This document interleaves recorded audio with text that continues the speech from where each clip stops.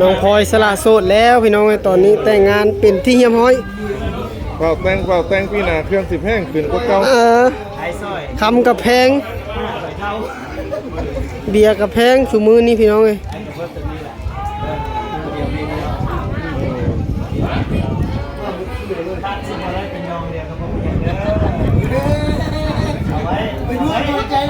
เอาไว้ให้บอสุกมาเอาลูกสาวไว้สิไรนะป้าเฮ้ยอยู่พูดเลยป้า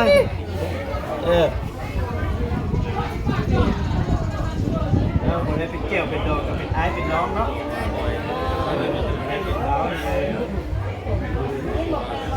มาส่งจับไว้สักทีละ